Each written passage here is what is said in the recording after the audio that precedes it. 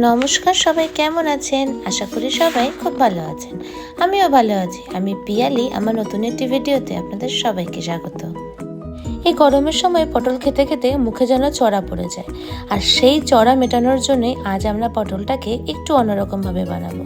আজ আমরা বানাবো একবারে ঘরোয়া স্বাদের অথচ লোভনীয় তেল পটল। আর রান্নার সাথে সাথে জানবো পটলের সব অসাধারণ পুষ্টিগুণ। এই রান্নাটি করার জন্য তেমন কিছুই লাগবে না। তেল পটল বানাতে লাগবে পটল, এলাচ, শুকনো লঙ্কা, পেঁয়াজ বাটা, আদা বাটা, লঙ্কা বাটা, টমেটো বাটা, জিরে গুঁড়ো, হলুদ, লবণ, আর শেষে লাগবে কিছুটা গরম মশলা। আর রান্নাটি পুরোপুরি করার জন্য লাগবে সর্ষের তেল।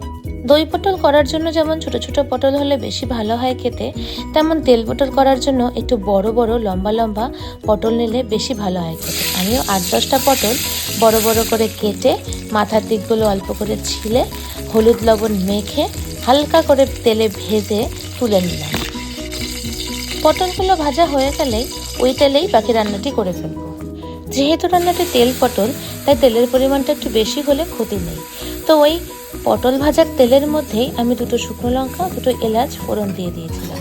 তারপর বেটে রাখা পেঁয়াজগুলো দিয়ে ভালো করে ভেজে নিচ্ছি। যতক্ষণ পর্যন্ত পেঁয়াজের কাঁচা গন্ধটা না যাবে ততক্ষণ পর্যন্ত পেঁয়াজটাকে কিন্তু খুব ভালো করে ভাজতে হবে। আর পেঁয়াজ বাটা ভালো করে ভাজা হয়ে গেলে তারপর একে একে তার মধ্যে নুন, হলুদ, জিরে গুঁড়ো, টমেটো বাটা দিয়ে আবারও খুব ভালো করে কষাতে হবে যতক্ষণ পর্যন্ত এই মশলাটি তেল না ছেড়ে দেবে।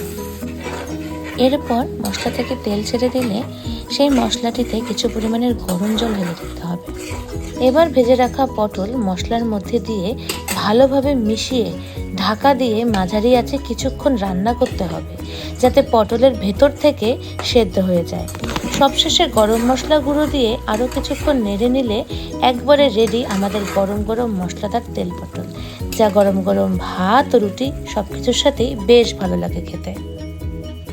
পটলে রয়েছে vitamin A, vitamin C, antioxidant ও প্রচুর পরিমাণে ফাইবার, যা হজম ভালো রাখতে অনেক সাহায্য করে, ইমিউনিটি বাড়ায়। আর চোখের জন্যও কিন্তু পটল বেশ উপকারী। তাই খেতে না ইচ্ছে করলেও পটলকে কিন্তু আমাদের রোজকার খাদ্য তালিকায় অবশ্যই রাখতে হবে।